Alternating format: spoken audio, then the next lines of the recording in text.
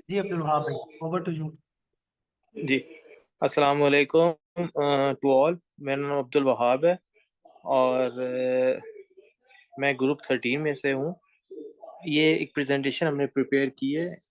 एक political philosopher गुजरे हैं तकरीबन 17 की सेंचुरी के अंदर, जिनका नाम थॉमस हॉब्स था। ये काफ़ी पॉपुलर हुए और इवन के ये काफ़ी अरसे तक इनकी जो स्टडीज़ थी उनको पढ़ा जाता रहा, अभी भी पढ़ा जाता है। मेन यूनिवर्सिटीज़ जो है पॉलिटिकल साइंस की और उनके सब्जेक्ट्स के अंदर यूरोप अमेरिका में हर जगह पर इनको काफ़ी स्टडी किया जाता है। और एक इनका एक स्कूल ऑफ थॉट था जिससे ऑब्वियसली बहुत सारे लोग डिसएग्री कर सकते हैं, लेकिन अभी भी ऐसे लोग मौजूद हैं जो उससे एग्री करते हैं। ये 1588 में पैदा हुए और 1679 में फोर्थ हो गए। 91 ईयर्स अप्रोक्सीमेटली इनकी एज थी। ठीक है। और इनका जो ओपिनियन था, इनकी जो स्टडी थी, रिसर्च आप समझते हैं वो, मैं आपको थोड़ा सा उसका ओवरव्यू दे देता हूँ। बकौल इनके के जो इंसान है वो मटेरियलिस्टिक है। मटेरियलिस्टिक है और उसका जो बिहेवियर है इट इज जस्ट लाइक, अगर मैं बहुत सिंपल कहूँ तो जस्ट लाइक हैवानों की तरह है। जिस तरह से हैवान क्या करते हैं, अगर आप देखा जो इंसानों में हैवानों में एक मेन फर्क है। खैर इसके ऊपर इसने डिस्कशन नहीं की, लेकिन बकौल इसके कि ये कहता है कि जिस तरह जानवर होते हैं उनको खाने की तलाश होती है, अगर उनको कहीं खाना नजर आता है तो दो जानवर हैं तो दोनों उसके ऊपर झपटते हैं। ठीक है। जो उनमें से जो ताकतवर होता है वो उसको दूसरे से छीन लेता है और खा लेता है। ठीक है। इसी तरह से जब उनके अपनी सेफ्टी सिक्योरिटी की बात आती है तो वो तब भी कोशिश करते हैं कि वो अपने आप को सेव करें दूसरे बंदे के मुकाबले में। तो इसका कहना ये था कि इंसान भी इसी तरह का है, कि इंसान भी कोशिश करता है कि वो अपने सर्वाइवल की जंग लड़ता है अपनी पूरी जिंदगी में। ठीक है। तो ये इसका मतलब इसकी जो मेन जो थ्योरी है उसकी गिर्द घूमती है। जो सिविल वॉर एक चल रही थी इस एरा के अंदर, इस दौरान, उस दौरान ये पैदा हुआ। और इसकी एक फेमस कोट है कि जो उसने बाद में लिखी कि fear and I were born, के उस टाइम फ्रेंच रेवोल्यूशन की वजह से एक अच्छी खासी सिविल वॉर वहां पे चल रही थी इंग्लैंड में। और उस दौरान इसकी जो मदर थी उसने इसको प्री मेच्योर डिलीवरी की, तो अप्रोक्सीमेटली 7-8 मंथ के अंदर। जिसकी वजह से यही समझता है कि मेरी माँ ने भी एक खौफ की हालत में मुझे पैदा किया और मैं और खौफ जो है ना हम इकट्ठे पैदा हुए। और जस्ट बिकॉज ऑफ दो सर्कमस्टांसेस, मेरा ख्याल ये है कि वो सारी जो सर्कमस्टांसेस है, जिस तरह फिर ये इसका ब्रॉटअप हुआ, ये बड़ा हुआ, तो जाहिर है जो बचपन में आपकी थॉट्स डेवलप होती हैं और आपके इर्द गिर्द का जो इन्वायरमेंट होता है वो आपको बहुत इन्फ्लुएंस करता है। तो उस चीज से भी इसने काफी ज्यादा इन इन्फ्लुएंस लिया, काफी इफेक्ट हुआ और उसकी इसकी बातों से और इसकी स्टडीज से वो काफी नजर आता है।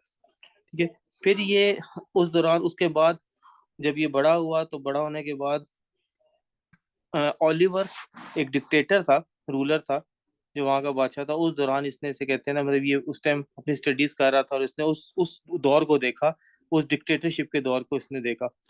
इसकी जो सबसे फेमस जो कोट है, जिस जो बेसिकली समराइज करती है, जो मैंने अभी थोड़ा सा बोला भी, वो इसने बोला कि the life of man solitary poor nasty brutish and short.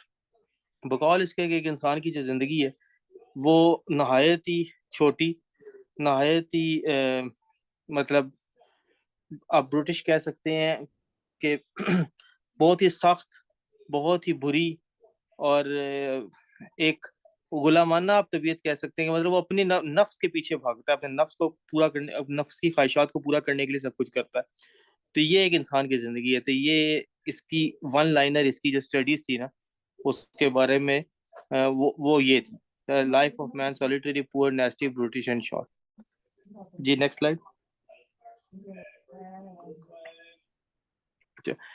अच्छा, इसके अब पहला क्वेश्चन ये आता है कि इसका बिलीफ क्या था जब ये बड़ा हो गया, अडल्ट हो गया, तो इसका बिलीफ क्या था। तो इसकी जो स्टडीज है उससे ये पता चलता है कि ये एथियस्ट था। ये खुद तो ये बात मतलब डिस्क्लोज नहीं करता था, ये कहता नहीं था कि मैं मतलब किसी खुदा पे यकीन नहीं रखता, या मैं किसी खुदा पे यकीन रखता हूँ और उसका मुझे पता नहीं है। लेकिन इसकी जो जितनी स्टडीज है उससे यही पता चलता है कि ये एक खुदा को ना मानने वाला था। और अगर मानने वाला भी तो था तो फिर इसको खुदा की पहचान बिल्कुल भी नहीं थी किसी भी मजहब के लिहाज से, ना ईसाइयत के, ना यहूदी मजहब, ना इस्लाम, किसी के लिहाज से। वो आप उसको इग्नोस्टिक कह सकते हैं, लाइक समवन हु सेज के कोई खुदा होगा, कोई रब होगा, बट आई डोंट नो वो कौन है, वो कैसा है, उसकी क्या खसूसियात है, मतलब उसके बारे में मैं कुछ नहीं कह सकता। तो अ, इसी से इसने ड्राइव किया, किसने कहा कि right and wrong, justice and justice have no place.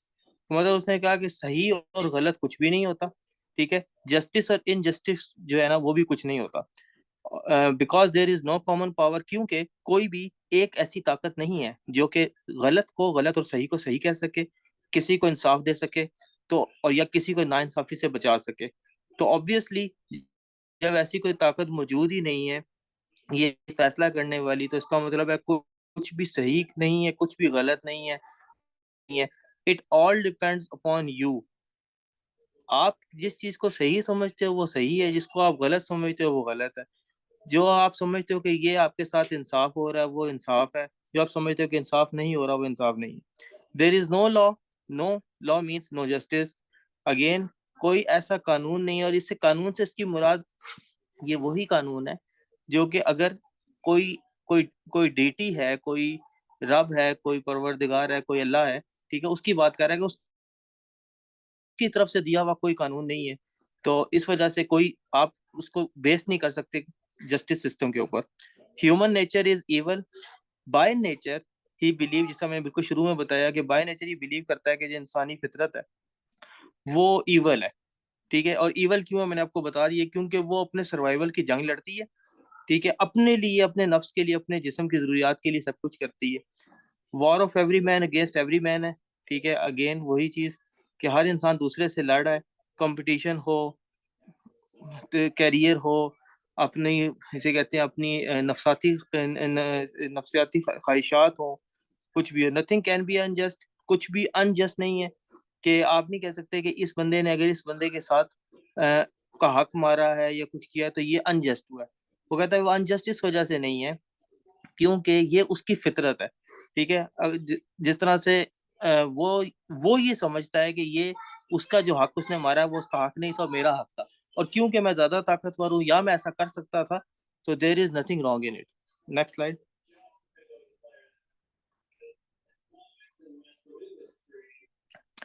अच्छा, ये जितनी बातें आपको बताई जो रिपीट भी हुई, ये आपको पता है ये एक प्योर मटेरियलिस्टिक अप्रोच होती है, जो मैंने आपको पहले बताया। तो ये मटेरियलिस्टिक अप्रोच का मालिक था और doesn't believe in spiritual life, किसी किस्म की भी स्पिरिचुअल लाइफ पे बिलीव नहीं करता था। यहाँ तक कि ये इस बात पे भी यकीन नहीं रखता था कि हम जो इंसान है उसके अंदर कोई रूह भी होती है, क्योंकि आपको पता है कि इस्लाम जो रूह है उसका जो कंसेप्ट है वो जस्ट इस्लाम के अंदर नहीं है, बाकी मजाहिब के अंदर भी है, उसको स्पिरिट कहते हैं। और ये किसी किस्म की इस टाइप की चीज के ऊपर भी यकीन नहीं रखता। ये इसकी इसकी थ्योरी ये है कि इंसान एक जिस्म है, मटेरियल मैस का बना हुआ है, ठीक है, और इसके अंदर किसी किस्म की रूह नहीं है। ये एक टाइम तक फंक्शनल काम करता है और उसके बाद जब इसका टाइम पूरा हो जाता है, मतलब इस डिटेरिएट हो जाता है या इस वो एज्ड हो जाता है, तो ये खत्म हो जाता है, ठीक है। तो जाहिर है इसके अंदर अगर रूह नहीं है, उस टाइप की कोई चीज नहीं है, तो ये फिर डिनाई करता था फ्री विल को। एक दूसरी चीज आती है फ्री विल, जो हम मुसलमानों में है, कि हमें पता है कि हमें अल्लाह ताला ने एक फ्री विल दी है, हमारे पास इख्तियार है कि हम अच्छे और बुरे को चूज कर सकते हैं। तो जब आपने डिनाई कर दिया कि अच्छा और बुरा कुछ है ही नहीं, तो फिर आपने बता दिया कि फ्री विल भी नहीं है। We are message of forces, instincts, हम सिर्फ और सिर्फ गोश्त के बने हुए इन लोग हैं, इंसान है, like other species of on the planet earth, ठीक है। और हम इसमें चलते फिरते हैं, हमारे में और बाकी किसी भी स्पीशीज में कोई खास फर्क नहीं है। हाँ, बस यही फर्क है कि हम इंटेलेक्चुअली वो इंटेलिजेंटली सोच लेते हैं और अपने लिए कुछ ना कुछ असबाब ज्यादा क्रिएट कर लेते हैं, हासिल कर लेते हैं। और इवन कि इसने यहाँ तक भी बोला कि जो खुदा है, जो रब है, अगर वो है तो वो भी कोई मटेरियल है, ठीक है, मतलब वो भी किसी न किसी गोश्त पोश का बना हुआ है। आई डोंट नो कि वो है या नहीं है, लेकिन अगर वो है तो वो ये है, जिससे साफ पता चलता है कि ये बिल्कुल भी मोनिथिस्ट नहीं था, बल्कि इवन कि ये थियस्ट भी नहीं था, ये एथियस्ट था या एग्नोस्टिक था। Identification of freedom with power, ठीक है, and movement of human passion और stars are the same thing. ये इस सेंटेंस से पता चलता है कि ये समझता है कि जिस तरीके से सितारों की गर्दिश होती है, हमें आसमान में नजर आते हैं, वो बाज़ का मूव करते हैं, सियारे हैं, इसी तरीके से वो भी एक मैसेज है, एक मटेरियल है। और ये जो हम इंसान है, ये भी इस तरह ही है। ये भी जिस तरह से बड़े होते हैं, अपनी एक लाइफ टाइम रूटीन गुजारते हैं, एक पूरा साइकिल, एक उनकी जिंदगी लाइफ साइकिल होता है। इस पे भी इतना सोचने की जरूरत नहीं है कि ये कोई बहुत सिस्टमैटिक चीज है। It this all goes like anything else. Next slide. अच्छा, स्टेट ऑफ नेचर, ये इसकी बहुत फेमस कंसेप्ट है जो इसने दिया था, जो कि बहुत पॉपुलर हुआ था। और इसमें भी वही बात है दोबारा अगेन कि ऑल ह्यूमंस आर इक्वल। अच्छा, इसकी नज़र में सारे इंसान एक जैसे हैं। सारे इंसान एक जैसे से मुराद ये हमारा इस्लामिक कंसेप्ट नहीं है कि वो सबको बराबरी का किसी के साथ ज्यादती नहीं हो सकती है, सबके साथ बराबरी का सलूक करना चाहिए। इससे मुराद इसकी ये है कि सबकी एक ही जिबिलत है, ठीक है, सब एक तरह ही सोचते हैं। हाँ, कोई और उसे कहते हैं किसी चीज को ओवरकम कर जाता है, कोई ओवरकम नहीं कर सकता। किसी के पास कम ज्यादा पावर होती है, किसी कम होती है, लेकिन हर एक की जो इंस्टिंक्ट है, हर एक की जो सोच है किसी भी चीज को हासिल करने के लिए, चाहे वो उसकी लेट से आप कह सकते हैं जैसे पैसा हो, हर इंसान की ख्वाहिश है कि उसको पैसा मिले। ये मशहूर होना है, अगर पॉपुलैरिटी है, हर इंसान चाहता है कि उसको पॉपुलैरिटी हासिल हो। तो इस बेस के ऊपर ये कहता है कि सारे इंसान एक जैसे हैं, इन ग्राउंड्स के ऊपर कि वो एक तरह से सोचते हैं, एक तरह से बिहेव करते हैं। कंपटीशन, डेफिडेंस एंड ग्लोरी, ये तीन चीजें हैं जो कहता है कि इनके बीच में है, जिससे जो इससे पता चलता है कि ये एक तरह से बिहेव करते हैं। एक कंपटीशन, कंपटीशन वो इनवेड ऑफ गेन, जस्ट कुछ हासिल करने के लिए, जब वो कुछ हासिल करना चाहते हैं तो वो एक कंपटीशन की सूरत में आ जाता है। अगर वो कोई अगर वो कोई स्पोर्ट्स है, अगर वो कोई जॉब है, अगर वो कोई कैरियर है, अगर कोई बिजनेस है, अगर वो कुछ भी कंपटीशन करते हैं, तो वो कहता है उसका अगर आप आउटकम देखें, उसका आउटकम किसी न किसी चीज की गेन में होता है। वो कुछ हासिल करना चाहते हैं जिसकी वजह से कंपटीशन हमें नजर आता है, रिजल्ट जिसके रिजल्ट में कंपटीशन आता है। डेफिडेंस, डेफिडेंस में सेफ्टी, जब भी वो अपने आप को गैर महफूज समझते हैं, जो कि वो समझते हैं। And it is just like a बकौल इसके कि एक इंसान अगर एक जगह पे घर बनाता है और किसी खाली जगह पे, और उसको लगता है कि मैं यहाँ पे बहुत पे, अगर कोई दूसरा शख्स आके वहां पे घर बनाना शुरू करता है, गो के उसका उससे लेना देना कुछ नहीं है, लेकिन इंसानी फितरत है कि वो इनसिक्योर फील करना शुरू कर देता है। ये शख्स यहाँ पर घर क्यों बना रहा है, हो सकता है कल को यहाँ पे घर बनाए, फिर ये वहां से मेरे तरफ आ जाए, मेरी प्रॉपर्टी पे कब्जा कर ले, मुझे कर ले। तो मतलब वो हर वक्त इंसान हर वक्त अपनी सेफ्टी के बारे में सोचता रहता है कि मैं अपने आप को कैसे सेव करूं। और उस सेफ्टी की उसने फिर एक दो एविडेंसेस और दिए कि मैं अपनी इस थ्योरी को इस तरह भी प्रूव कर सकता हूँ कि आप देखें कि जितने भी इंसान हैं, जब वो घर को खाली करके जाते हैं उसको ताला लगाते हैं, जब वो गाड़ी को बंद करते हैं उसको ताला लगाते हैं, बाइक को बंद करते हैं ताला लगाते हैं। तो ताला लगाने की जरूरत क्यों पेश आती है? इसका मतलब है कि उनके अंदर शदीद किस्म की इनसिक्योरिटी है। बाय नेचर, बाय नेचर वो बहुत इनसिक्योर अपने आप को फील करता है, इस वजह से वो अपने आप को सिक्योर करने के लिए ये सारे मीन्स यूटिलाइज करता है। आखिरी चीज जो ग्लोरी, मैंने आपको बताया कि ग्लोरी, रेपुटेशन, रेपुटेशन के मतलब वो अपने आप को मशहूर करना चाहता है। मशहूर भी क्यों करना चाहता है? दूसरे लोगों को दिखाने की नजर में कि ताकि मुझे एडमायर किया जाए, मुझे इसे कहते हैं मेरी एक रेपुटेशन अपने माशरे में बन सके, लोग लोग मुझे कहते हैं अच्छा समझें या मुझे प्रेज करें। तो इन सब चीजों की, तो ये तीन चीजें उसने बताया कि ये तीन मेन चीजें हैं जो कि स्टेट ऑफ नेचर है। मतलब आप समझ ले, वो कह रहा है कि लॉ ऑफ नेचर है या स्टेट ऑफ नेचर है जिसके बीच में इंसान एग्जिस्ट करता है, और ये उनको उसको इक्वल करती हैं throughout all human beings. Next slide. Motivation to the good are desires, evil is the fear. अच्छा, जब इससे पूछा गया, या इसने अपनी बुक के अंदर भी लिखा कि अच्छा फिर लोग अच्छे काम क्यों करते हैं, ठीक है, तो उसने कहा वो अच्छे काम इस वजह से करते हैं, वो अच्छे काम सिर्फ और सिर्फ अपनी ख्वाहिशात की वजह से करते हैं, ठीक है। और वो बुरा काम क्यों करते हैं? वो बुरा काम अपने खौफ की वजह से करते हैं, ठीक है। कि कोई भी अगर आप केस ले लें, अगर कोई इंसान किसी की मदद करता है, ठीक है, तो वो उसके इसकी नजर में this is controversial again concept कि उसकी नजर में कि अगर वो कोई बंदा किसी की मदद करता है तो वो उसकी एक ख्वाहिश होती है कि मैं इसकी मदद करूंगा तो ये शायद मुझे प्रेस करेगा या दो लोगों को जाके बताएगा या कुछ करेगा, तो वो उसकी एक नफसाती ख्वाहिश है।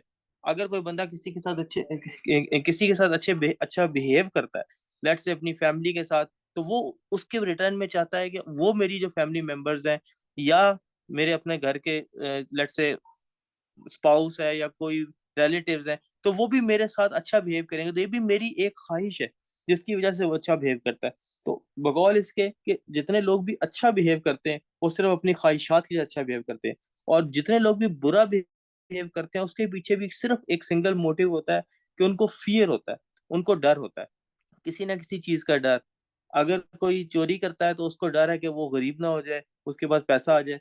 अगर कोई किसी का कत्ल करता है तो उसको शायद डर है कि वो अगर वो उसका कत्ल नहीं करेगा तो शायद वो उसको मार देगा। तो there are only two possibilities of doing good thing and bad thing, one is desire and the other one is fear. Next please.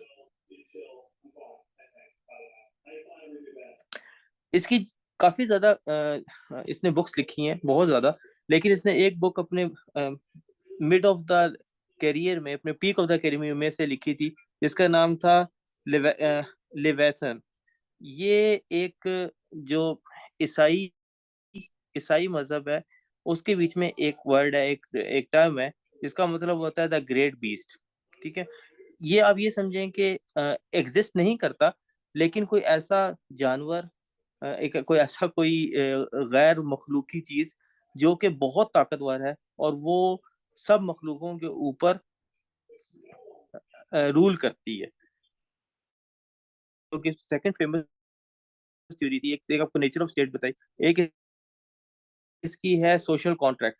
अब इसने ये जितनी प्रॉब्लम्स हाईलाइट की इंसानी फितरत को या इंसानी जो बिहेवियर से, उनको इसने स्टडी किया और इसने अपनी स्टडीज को पेश किया, तो उसका उसने फिर सोल्यूशन दिया। उसका सोल्यूशन इसने ये दिया कि लोगों को क्या करना चाहिए कि लोगों के अंदर, क्योंकि ये सारी प्रॉब्लम्स हैं, ये सारे मसले हैं, तो वो इन मसलों के हल के लिए किसी एक को अपना लिवेथन चूज करें। अब सब मिले, मिल के अपना जो पावर है, अपनी जो पावर, उनके पास जो पावर है, वो सारी पावर दे दें, ट्रांसफर कर दें किसी एक इंडिविजुअल को। ठीक है, और उस इंडिविजुअल के हाथ में अपनी सिक्योरिटी, अपना जो पीस है, अपना जो सुकून है या अपनी सब कुछ है, वो उनके उसके उसको दे दें। वो जो इंडिविजुअल है उसको आप मोनार्क कह सकते हैं, ठीक है, या उसको आज आप डिक्टेटर कह सकते हैं, एब्सोल्यूट डिक्टेटर कह सकते हैं। वो शख्स जो है वो फैसला करे कि उसने इन लोगों के ऊपर, इन लोगों को सेफ्टी और इन लोगों को जो पीस है, सुकून है, वो कैसे देना है, आइदर बाय क्रिएटिंग लॉज और बाय मेकिंग रेगुलेशंस। वो किसी भी तरीके से वो इनको ये सब चीजें वो चीजें प्रोवाइड करे, और उनके ऊपर, लोगों के ऊपर बाउंड हो कि वो उन लोगों के, वो जो है ना, जितने भी रूल्स बनाएगा, जितने भी असूल क्रिएट करेगा, उन सब के ऊपर वो अमल दरामद करेंगे। यहाँ तक के उसके पास राइट होगा कि वो उनको पनिश भी कर सकेगा। उनके अगर उनको सजा देनी है तो सजा भी वही देगा। अगर उनको उसने इवन के अगर उसने उनको उसमें किसी को मारना है तो उसके पास जो डिक्टेटरशिप तो नहीं कहेंगे, मोनार्क कहेंगे, ये जिसने नाम रखा है इसमें, हार्ड टोटल टोटलिज्म को कहते हैं। एक सॉफ्ट टोटलिज्म होता है, एक हार्ड टोटलिज्म होता है। हार्ड के अंदर ये होता है कि टू द मोनार्क, जिसको आप दे देते हैं, और वो हर तरह के आपके फैसले करने का मजाज होता है। ठीक है, और उसकी रीजन ये है कि all man are selfish, wicked can only be manage through fear and force. दो चीजें वो लोगों में डालेगा, एक अपना खौफ कि अगर तुम ऐसा करोगे तो मैं ये सजा दूंगा, और उसके बाद अगर वो ऐसा करेंगे तो उसको फोर्सफुली उन चीजों को इम्प्लीमेंट करेगा। इसकी ये जितनी थ्योरीज हैं, इसकी जितनी स्टडीज हैं, ये 100% ऑपोजिट है। एक और पॉलिटिकल स्कॉलर गुजरे हैं, रोसो उनका नाम था। इनके बारे में मैंने स्टडी नहीं किया, बट ये 100% बिलीव करते थे, इसके बिल्कुल ऑपोजिट थे, जो कि स्पिरिचुअलिटी में बिलीव करते थे। थियोलॉजिकल व्यू, अगर हम इसको थोड़ा सा कंपैरिजन करें कि इसका किसी किस्म का कोई रिलीजन से लेना देना था, या इस्लाम के अंदर इसकी कोई गुंजाइश, इसके जितने कंसेप्ट से बिलीव इन गॉड, अपेरेंटली मैं बता चुका हूँ बज़ाहिर ये किसी खुदा पे, किसी रब पे यकीन नहीं रखता था। ये एक perfect example of psychology when you haven't know about Islam in its true spirit. जब आपको दीन का पता ना हो, और खास तौर पे दीन इस्लाम का पता ना हो, तब इस तरह की सोच सामने आती है। ठीक है, आइडियोलॉजीज मैच विद इस्लाम, और इस्लाम के साथ इसकी सिर्फ एक आइडियोलॉजी मैच करती है जो मैंने मेंशन नहीं की। वो ये थी कि इसने कहा कि जब आप एब्सोल्यूट राइट किसी बंदे को दे देते हैं, जिस मोनार्क को दे देते हैं, तो वो आपके ऊपर हर तरह का, आपको पनिश करने का, आपको मारने का, सब चीजों का मजाज होता है। लेकिन आप अपने आप को हार्म नहीं कर सकते। इसकी थ्योरी में एक ये चीज थी, किसने कहा था कि कोई इंसान भी अपने आप को ना हार्म करने का इख्तियार रखता है, और ना ही अपने आप को मारने का इख्तियार रखता है। तो ये एक जो खुदकुशी टाइप चीज है, सेल्फ प्रिजर्वेशन का ये दाई था। तो जो अपने आप को हर्ट ना करना, ये हमारे दीन के अंदर मौजूद है। सिर्फ ये एक चीज ही मुझे नजर आई जो कि ऐसी थी, पॉजिटिव थी या रिलेटेड थी, जो कि हमारे इस्लाम से मिलती है। अदर देन दैट 100% मटेरियलिस्टिक और बगैर किसी आप ये कह सकते हैं कि उसने इंसानों को, आप समझे, जानवरों के साथ ही मिला दिया। तो इसका तो हमारे दिन में कोई गुंजाइश नहीं थी, और यही इसकी टोटल स्टडीज जिसकी गिरती चीज घूमती थी। Thank you so much. Thank you so much, आपने बहुत अच्छा अब्दुल वहाब भी एक्सप्लेन किया। अगर किसी का कोई क्वेश्चन है इस बारे में तो वो पूछ सकता है, वरना हम अपने नेक्स्ट जो फिलोसफर है उनके पास उनको स्टडी करने के लिए। किसी का कोई क्वेश्चन है?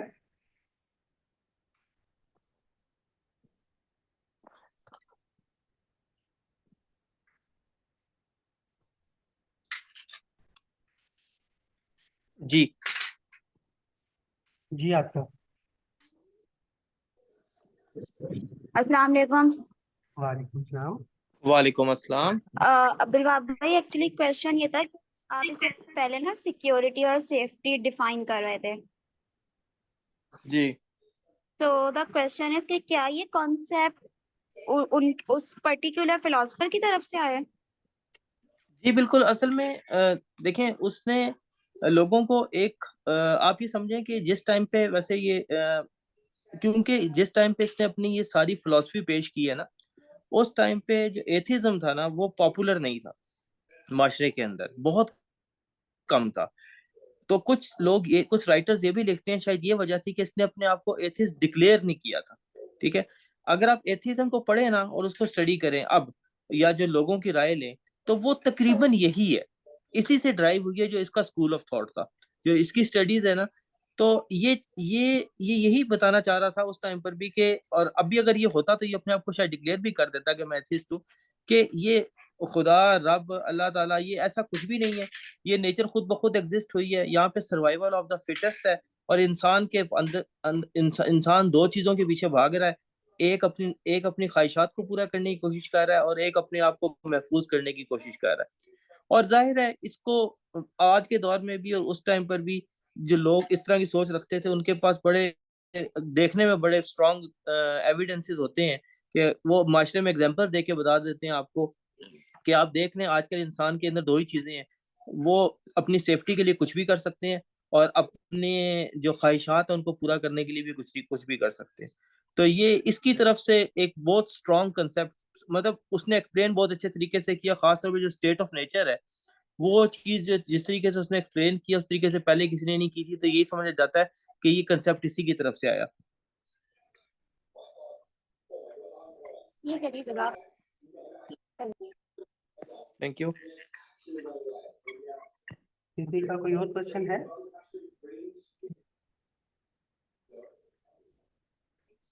ओके, अच्छा, हम अपने नेक्स्ट जो वेस्टर्न फिलोसफर है जॉन लॉक, इसकी तरफ बढ़ते हैं। अच्छा, ये जो सदी थी ना, 17th सेंचुरी, 1601 से लेके 1700 तक, तो ये यूरोपियन जो सारा मैप था उसकी चेंजिंग की आप कह सकते हैं सेंचुरी थी। तो इसके अंदर बहुत ज़्यादा चेंज आया इस सदी के अंदर। बहुत सी, एक तो जंगें भी हुई पहले 30 साल, जो 1618 से लेकर 1648 तक, 1648 तक तकरीबन 30 साल सिविल वॉर रही है। ठीक है, और इसको द ग्रेट वॉर भी कहते थे। इससे जो वर्ल्ड वॉर वन से पहले जो सबसे बड़ी जंग है वो यही थी, सिविल वॉर इनकी चलती रही है। और बहुत ज़्यादा यहाँ पे ना कत्ल वारत हुआ है इस सदी के अंदर। और इसमें मेन चीज़ ये थी कि जो कैथोलिक्स थे, जो वहाँ का मजहबी तबका था, असल में वो वहाँ की एस्टेब्लिशमेंट थी, ठीक है, जो सब कुछ कंट्रोल कर रही थी। तो लोग उसके खिलाफ खड़े हो गए थे, क्योंकि साइंटिफिक डिस्कवरीज हो रही थी, लेकिन वो उन्होंने लोगों को बाउंड इतना किया हुआ था कि उनकी जो फ्रीडम थी उनको उन्होंने एक तरह का स्टॉप कर दिया था, सबोटेज कर दिया था, कि कोई बंदा सोच नहीं था सकता, कोई मतलब एक्सप्रेशन को फ्रीली एक्सप्लेन नहीं कर सकता था। तो मतलब काफी ज्यादा बाउंड किया हुआ था। तो वहां पे एक तो जो उनके कैथोलिक्स थे उनके खिलाफ भी लोग खड़े हुए थे, इस तरह आपस में भी उनकी सिविल वॉर्स चल रही थी। तो ये जो थॉमस होब्स है और जॉन लॉक, ये इसी ईरा के दोनों फिलोसफर्स हैं, ठीक है। और थॉमस होब्स का जो टाइम पीरियड था वो जॉन लॉक से पहले का था। मतलब जॉन लॉक की आप देखें 1632 में पैदाइश हुई है, और तकरीबन 1670-80 तक इसका उरूज था। मतलब इसकी जो आइडियाज थे वो काफी पॉपुलर हो रहे थे। और उस 1680 की दिहाई में वो थॉमस होब्स की डेथ हो गई हुई थी, लेकिन आइडियाज खैर उसके भी थे। तो जो जॉन लॉक के आइडियाज थे ना, उसको आप देखेंगे ना, तो आपको ऐसा लगेगा कि ये तो मतलब आज के आइडियाज हैं। ये तो आजकल हम बहुत सुनते हैं आइडियाज जॉन लॉक के, हालांकि ये 300 साल पुराने आइडियाज। एक्चुअल में जो आइडियाज होती है उनकी एज 100, 200, 300 साल कुछ भी नहीं होती, ठीक है। तो आइडियाज की एज काफी ज्यादा होती है, मतलब हजारों साल की होती है, ठीक है। तो इसका अगर आप ये देखें कि इसको कहते हैं फादर ऑफ क्लासिक लिबरलिज्म, ठीक है। एक्चुअल में मतलब है तो फादर ऑफ लिबरलिज्म ही, लेकिन चूंकि आज की लिबरलिज्म के लिहाज से देखें तो जो मॉडर्न लिबरलिज्म है वो काफ़ी उसके अंदर चीज़ें ऐड कर दी गई हैं। लेकिन जो ओरिजिनल लिबरलिज्म थी, जिसको हम क्लासिक कह सकते हैं, ये उसके फादर हैं, ठीक है।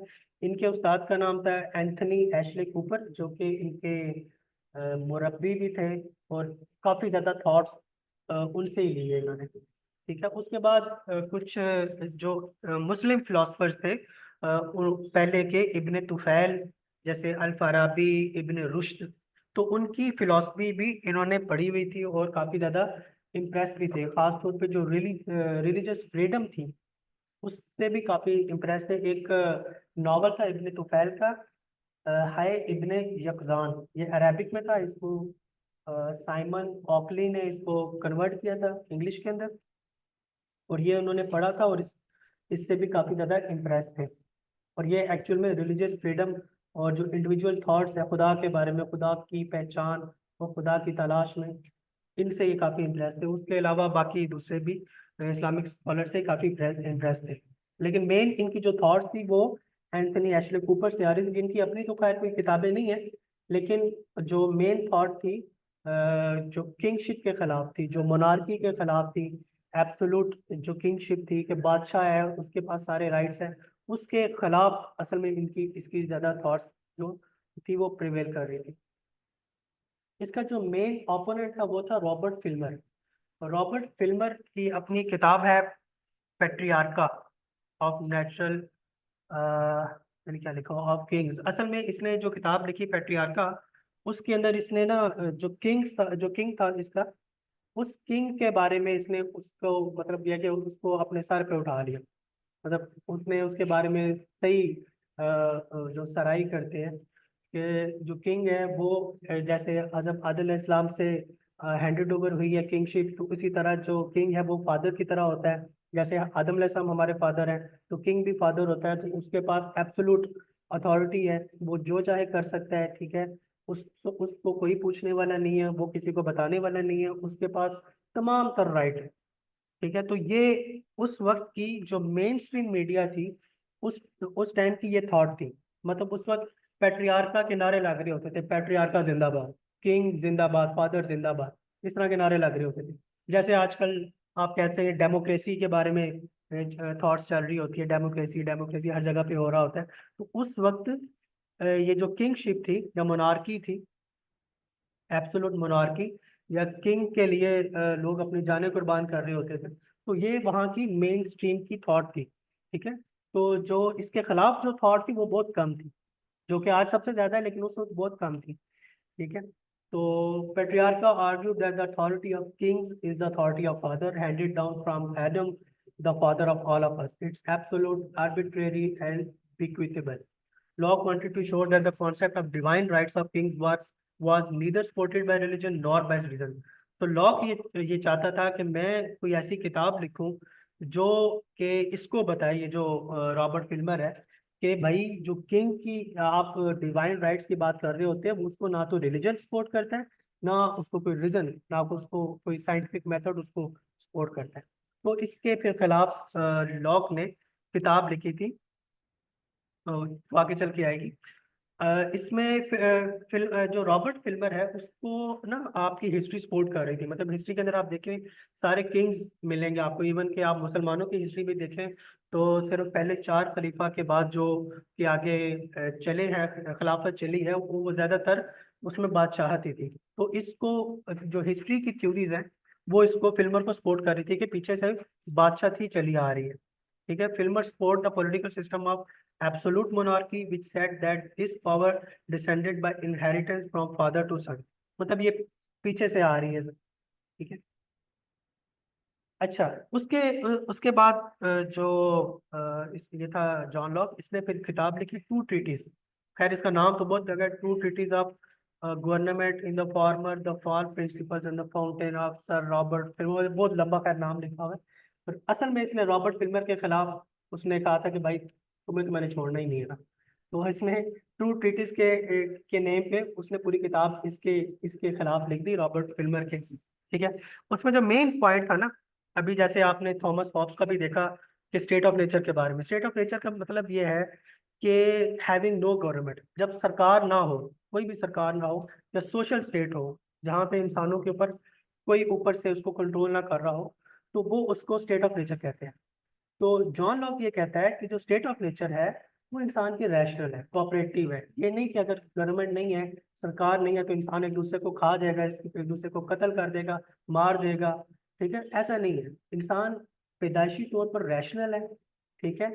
एक दूसरे के साथ एतमाद करने वाला, एक दूसरे की हेल्प करने वाला, कोऑपरेटिव बाय नेचर।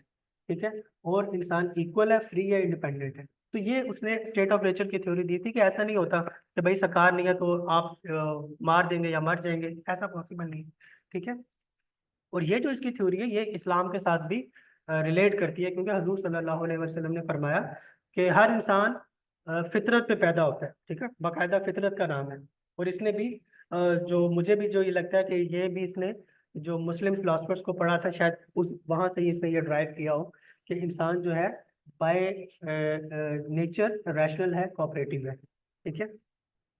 इसने कहा state of nature is defined rationally, men are in the state of nature for one another when there is no common government. So sovereign states are always in the state of nature with respect to one another.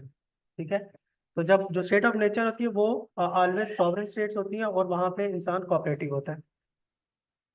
अच्छा, जो main issue है sovereign states के अंदर जहाँ पे government नहीं होती, वहाँ पे प्रॉपर्टी का इशू है। अब प्रॉपर्टी से मुराद क्या है? प्रॉपर्टी से मुराद आपकी अपनी जान भी है, आपका माल भी है, आपकी सेहत भी है।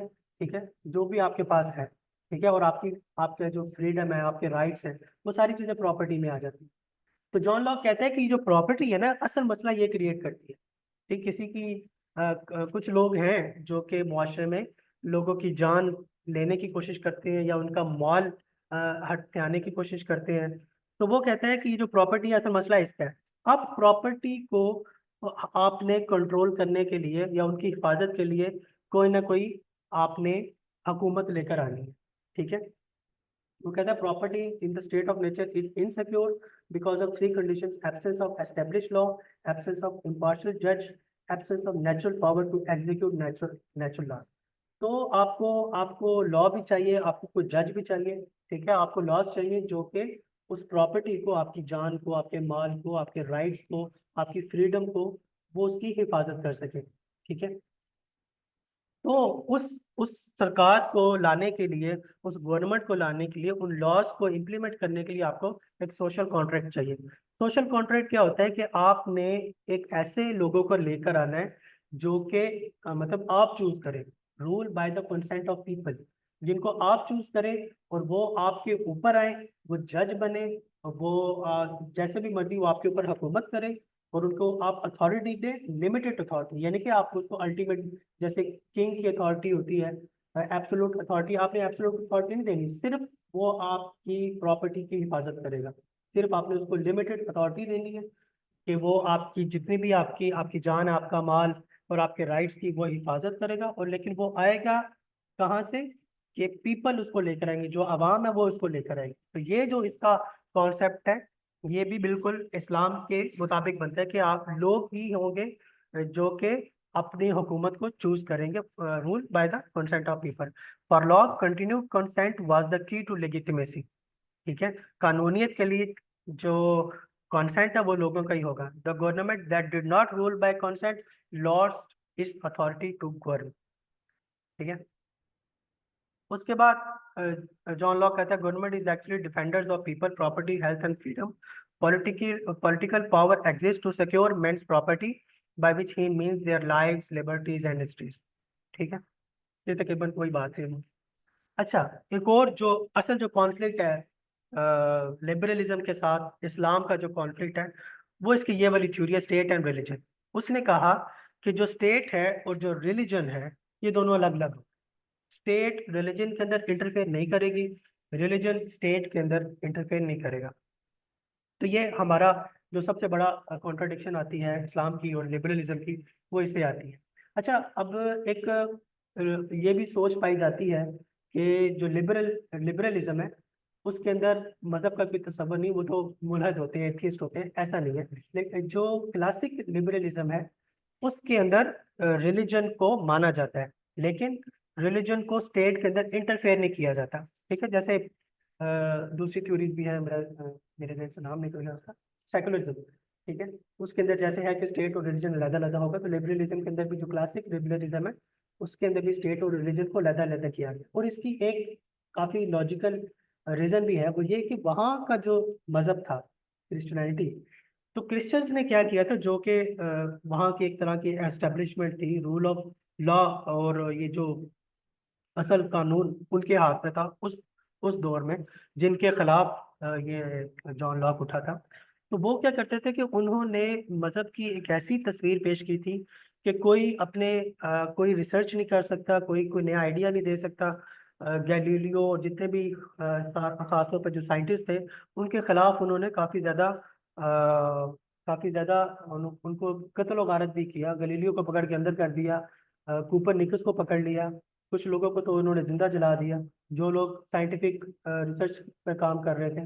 ठीक है, जैसे एक थ्योरी थी कि जमीन सूरज के इर्द गिर्द घूमती है, इस पे भी उनको एतराज था। वो कहते हैं नहीं, जमीन अपनी जगह पे है, सूरज जमीन के इर्द गिर्द घूमता है।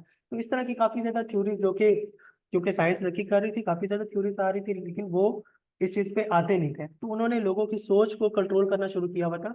तो वहां पे उस वक्त तो मेरे ख्याल में वक्त की जरूरत थी। कोई भी होता वो कहता यार ये कौन सा आप लोगों ने मजहब बनाया हुआ है जो कि किसी को फ्रीडम ही नहीं देता सोचने की। ठीक है, जैसे इस्लाम के अंदर है कि आप गौर फिक्र करें, कुरान के अंदर गौर फिक्र करें, इस कायनात के ऊपर गौर फिक्र करें, तो वहां पे ये चीज नहीं थी। तो वहां पे कोई भी होता तो वो कहता कि नहीं भाई ये तो ठीक ही नहीं है, उसके खिलाफ तो वाकई खड़े होना चाहिए। ठीक है, लेकिन हमारे लिबरल्स ने क्या किया, हमारे जो तबकात है, जो मॉडर्न लोग हैं, उन्होंने क्या किया, वो सेम थ्योरी उठा के इस्लाम पे लगा दी। वो सेम उधर से उठाई और इस्लाम पे पर फिट कर दिया, हालांकि यहाँ पे फिट होती नहीं। यहाँ पे तो इस्लाम आपको खुद कह रहा है कि भाई गौर फिक्र करो, इस कायनात पे गौर फिक्र करो। ठीक है, अपने अपने वजूद पे गौर फिक्र करो। तो ये एक हमारे जो लिबरल तबका, उन्होंने बड़ी ज्यादती की है हमारे इस रिलीजन के साथ। ठीक है, तो इसका मेन आर्गुमेंट यह था कि भाई स्टेट को और रिलीजन को अलग अलग कर दिया जाए। अच्छा, रेवोल्यूशन के बारे में इसके थॉट्स बड़े ही ऑर्थोडॉक्स किस्म के थे। मतलब वो कहता था कि government must rule by the consent and work only to realise their mandate.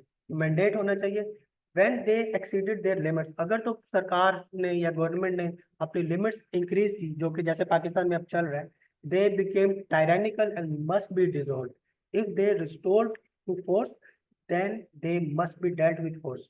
ठीक है, तो अगर वो फोर्स इस्तेमाल करते हैं तो आप लोगों को भी फोर्स इस्तेमाल करनी चाहिए। तो वो कह रहा है कि अगर कोई गवर्नमेंट अपने राइट्स नहीं दे रही, आपको आपको तहफ़्फ़ुज़ नहीं दे रही, या जो अवाम है उसके खिलाफ चल रही है, तो अवाम को चाहिए कि वो उस गवर्नमेंट को हटा दे, बाय फोर्स इसको हटाए। ठीक है। अच्छा, मैंने तो इसमें ज़्यादा ज़्यादा डिटेल में नहीं किया, इस पे मेन पॉइंट्स रखे हैं। इसके मेजर पॉइंट्स ये है कि in favour of popular sovereignty. कि पॉपुलर सॉवरेनिटी का मतलब होता है अथॉरिटी, पावर जो है। तो पॉपुलर सॉवरेनिटी का मतलब है जो मेजोरिटी है, जो पॉपुलर तबका है, जो मेजोरिटी तबका है आपकी आवाम के अंदर, उसके पास पावर होगी। ठीक है। वो अच्छा बुरा वो डिसाइड करेंगे, गलत क्या है सही क्या है वो डिसाइड करेंगे। अगर आपका जो मेजर तबका वो ये कह रहा है कि भाई शराब को हमने हलाल करना है, तो आप पॉपुलर सोवरेनिटी के थ्रू उसको हलाल कर सकते हैं। ठीक है। ये इसका पॉपुलर सोवरेनिटी के अंदर ये चीज आती है। ठीक है। Against divine and absolute rule, कि जो किंगशिप के, जो बादशाहत के डिवाइन रूल थे कि भाई बादशाह कुछ भी कर सकता है, हर काम कर सकता है, कोई उसको रोकने टोकने वाला नहीं, उसके अगेंस्ट था। ठीक है। Optimistic view of human nature, मतलब ह्यूमन नेचर का ऑप्टिमिस्टिक व्यू का मतलब ये है कि ह्यूमन नेचर में इंसान अच्छा है, और वो क्या कहते हैं, एक दूसरे के साथ मिलकर रहने वाला है, किसी को नुकसान पहुंचाने वाला नहीं, उसकी ऑप्टिमिस्टिक व्यू है।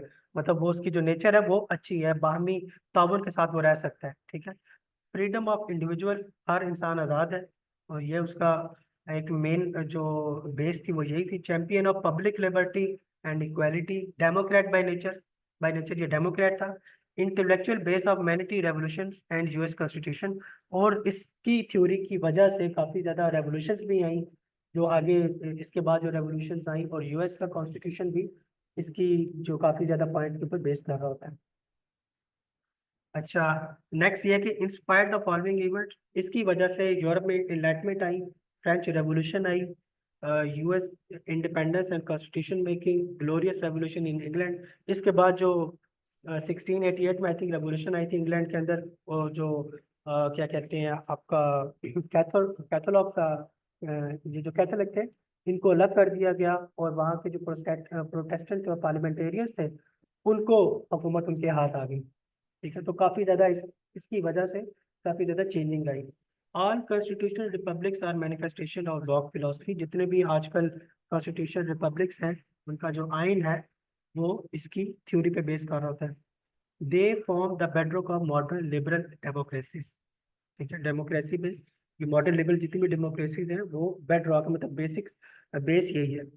अच्छा, ये हमारे पास इसका रिजल्ट आता है, अगर मैं इस्लाम को इसके साथ कंपेयर करूं, लेफ्ट में इसके इन फेवर ऑफ इस्लाम इसके जो पॉइंट्स थे जो कि इस्लाम के फेवर थे, और जो राइट पे वो अगेंस्ट है। फेवर में हम देखते हैं human nature, human is a free agent and subordinate of God.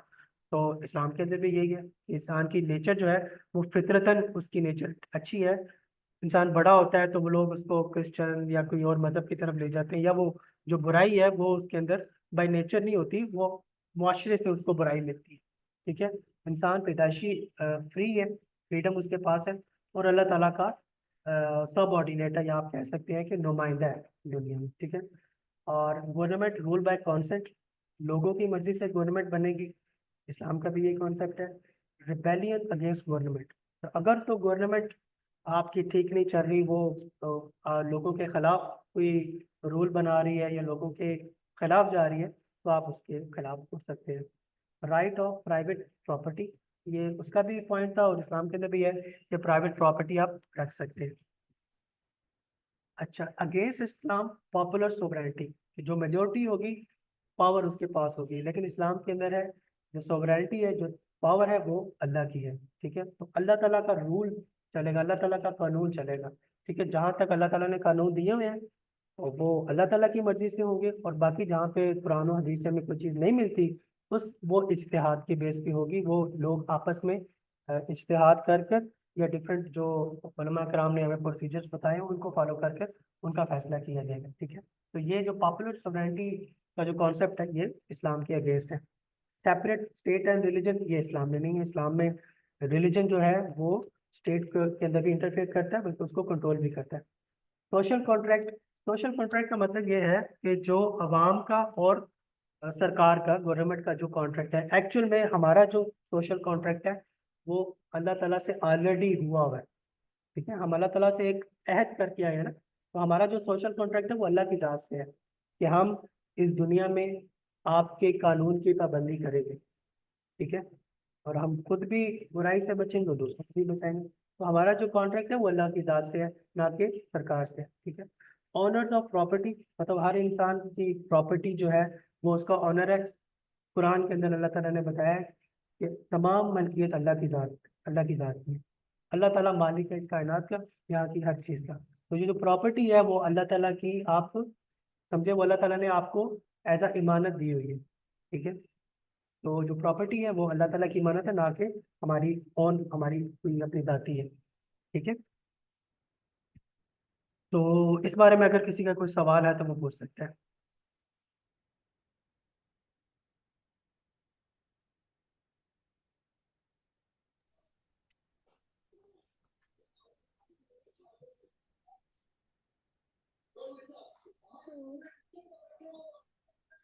ये आपका हाथ खड़ा हुआ है अब्दुल हाफिज। जी।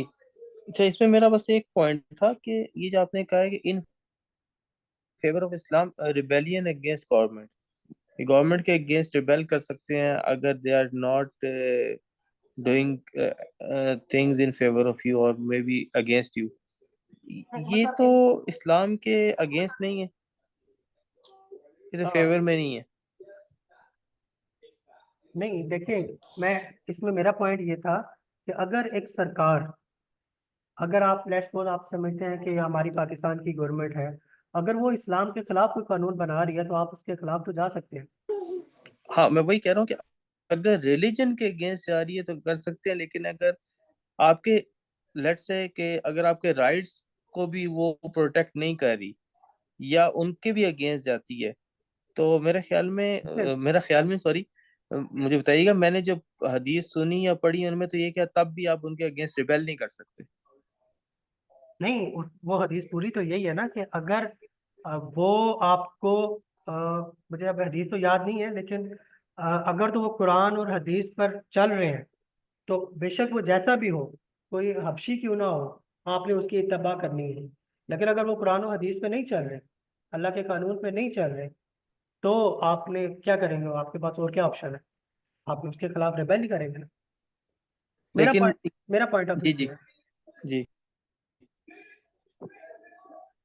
अच्छा, लेकिन इसमें ये है कि बुरहान भी ये थोड़ा सा बेशक ग्रुप में डिस्कस कर दीजिएगा, लेकिन मैंने क्योंकि ना एक दो हदीस की इस तरह के सुने थे और उसमें रेफरेंसेस के साथ उन्होंने हदीस बयान की थी, यहाँ तक कि एक इस तरह की भी हदीस थी कि अगर जालिम हुक्मरान हो तब आप उसके अगेंस्ट खड़े हो सकते हैं, तो उसमें भी नहीं, उसमें था कि नहीं, अगर शर्त ये कि वो मुसलमान हो, और इवन कि अगर वो आपके राइट्स को पे कब्जा कर रहा हो तो तब भी आप बर्दाश्त करेंगे, मतलब इस हद तक था।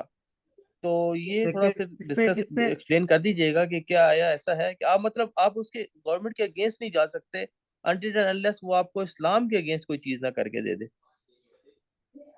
अ, चले हम इस पे डिस्कस करेंगे, क्योंकि ये एक डिबेटेबल इशू है, जी, तो आप ग्रुप में डिस्कस करेंगे, ठीक है। चलिए, थैंक यू सो मच।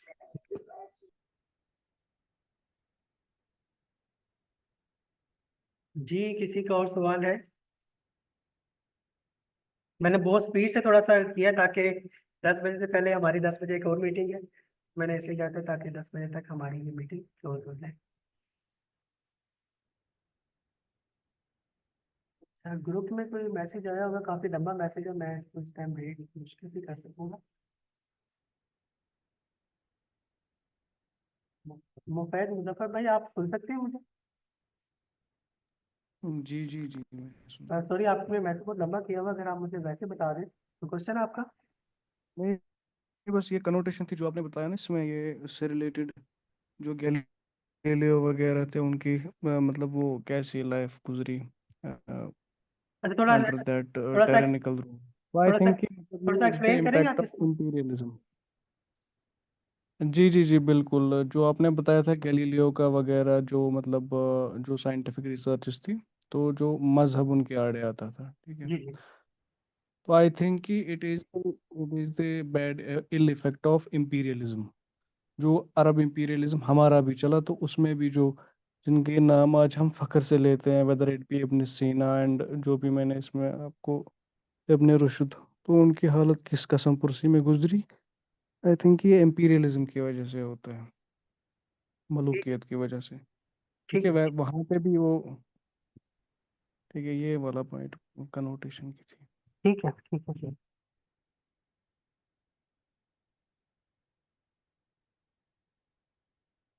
जी, और किसी का कोई सवाल है?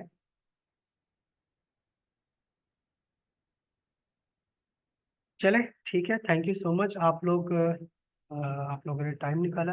इंशाल्लाह नेक्स्ट वीक हम मजीद दो जो फिलोसफर्स हैं उनकी कंपैरेटिव स्टडी करेंगे। ठीक है, थैंक यू सो मच, अल्लाह हाफिज। अल्लाह हाफिज़, थैंक यू।